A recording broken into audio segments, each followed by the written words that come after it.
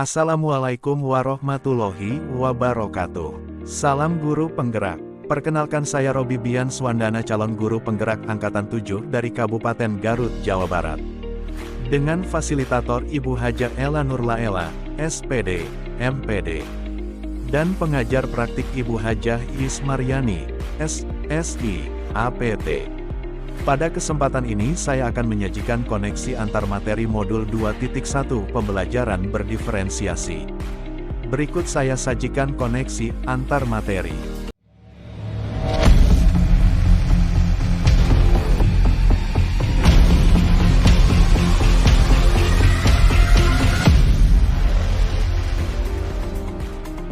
Apa yang dimaksud dengan pembelajaran berdiferensiasi? 1. Pembelajaran berdiferensiasi adalah serangkaian keputusan masuk akal, common sense, yang dibuat oleh guru yang berorientasi kepada kebutuhan murid. 2. Pembelajaran berdiferensiasi adalah usaha untuk menyesuaikan proses pembelajaran di kelas untuk memenuhi kebutuhan belajar individu murid. Bagaimana pembelajaran berdiferensiasi dapat dilakukan di kelas? 1. Mendefinisikan tujuan pembelajaran secara jelas. 2. Memetakan kebutuhan belajar murid berdasarkan pada kesiapan belajar, minat dan profil belajar murid. 3. Menganalisis strategi diferensiasi, yaitu diferensiasi konten, diferensiasi proses, dan diferensiasi produk. 4. Mengimplementasikan rencana pembelajaran di kelas. 5. Melakukan penilaian secara berkelanjutan, assessment for learning, assessment of learning, dan assessment as learning. Bagaimana pembelajaran berdiferensiasi dapat memenuhi kebutuhan belajar murid dan membantu mencapai hasil belajar yang optimal? 1. Melakukan pemetaan kebutuhan belajar murid berdasarkan 3 aspek berikut. 1. Kesiapan belajar. Kesiapan belajar, atau readiness, adalah kapasitas untuk mempelajari materi, konsep, atau keterampilan baru. Tugas yang mempertimbangkan tingkat kesiapan murid akan membawa murid siap untuk menerima pembelajaran dan memberikan mereka tantangan. Dengan daya dukung yang maksimal dan lingkungan belajar yang tepat, mereka dapat menguasai pengetahuan atau keterampilan baru. 2. Minat. Minat merupakan suatu keadaan mental yang menghasilkan respon terarah kepada suatu situasi atau objek tertentu yang menyenangkan dan memberikan kepuasan diri. 1. Minat situasional, keadaan psikologis yang dicirikan oleh peningkatan perhatian, upaya dan pengaruh yang dialami pada saat tertentu. 2. Minat individu, kecenderungan individu untuk terlibat dalam jangka waktu lama dengan objek atau topik tertentu. 3. Profil belajar. Profil belajar mengacu pada cara-cara bagaimana kita sebagai individu paling baik belajar. Tujuan dari memperhatikan kebutuhan belajar murid berdasarkan profil belajar adalah untuk memberikan kesempatan kepada murid untuk belajar secara alami dan efisien.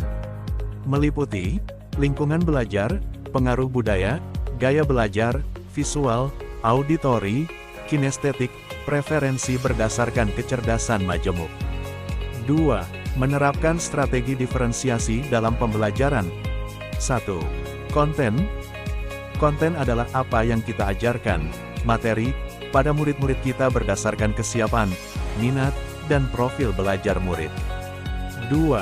Proses. Proses seperti apa yang harus disiapkan untuk memenuhi kebutuhan belajar murid, setelah kita menganalisis kesiapan belajar, minat, dan profil belajar murid. 3. Produk. Produk adalah hasil pekerjaan atau unjuk kerja murid, yang ada wujudnya atau bukti fisiknya. Bagaimana Anda melihat kaitan antara materi dalam modul ini dengan modul lain di program pendidikan guru penggerak? Keterkaitan modul 1.1 Filosofi Ki Hajar Dewantara. Modul 1.2 Nilai dan peran guru penggerak.